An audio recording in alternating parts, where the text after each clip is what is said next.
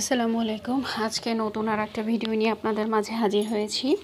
আজকে আমি ইলিশ পোলাও দেখাবো। আমি যেভাবে রান্না করি ঠিক সেভাবে আপনাদের সামনে প্রেজেন্ট করছি।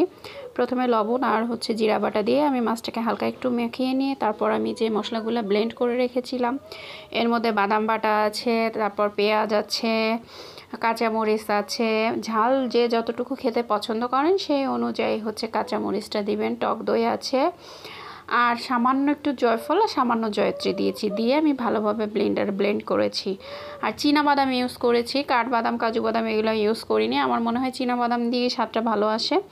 তো এভাবে করে আমি মাছটাকে প্রথমে রান্না করে রেখে তারপর প্লেন পোলাও আমি যেভাবে রান্না করি ঠিক সেইভাবে রান্না করেছি। ঘি আর পেঁয়াজ পোলাওর মধ্যে দিয়ে ভালোভাবে চালটা ভেজে নিয়েছি। প্রথমে ভাজা একটু হয়ে গেলে এরপর গরম মশলা, তারপর লবণ, সামান্য চিনি এগুলো দিয়ে রেখেছিলাম, সেগুলো দিয়ে ভালোভাবে নাড়াচাড়া করে যে মাছের যে রান্নার ঝোলটা সেই ঝোলটা দিয়ে আমি মিনিমাম 7-8 মিনিট ওই ঝোলটা দিয়েই ভাজা করেছি।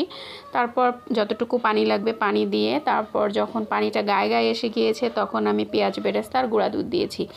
পেঁয়াজ বেরেস্তাটা আসলে এর আগে দেই নাই আর পরেও দিব না, কারণ ইলিশ মাছের যে একটা স্মেল থাকে এই স্মেলটা নষ্ট হয়ে যাবে যদি আমি পরে দেই।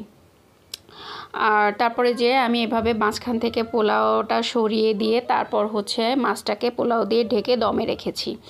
দমে রেখে তারপর নামিয়েছি। এখন হয়তোবা মনে হচ্ছে একটু আঠা মাখা হয়েছে, কিন্তু না, যখন পুরোপুরি এটা মাখা ভাবটা চলে যাবে, রসটা পুরোপুরি টেনে যাবে, তখন পোলাওটা ঝরঝরে হয়ে যাবে। এরপর আমি মাছটাকে বের করে নিয়েছি। দেখেন আমার কেমন হয়েছে, সবাই জানাবেন।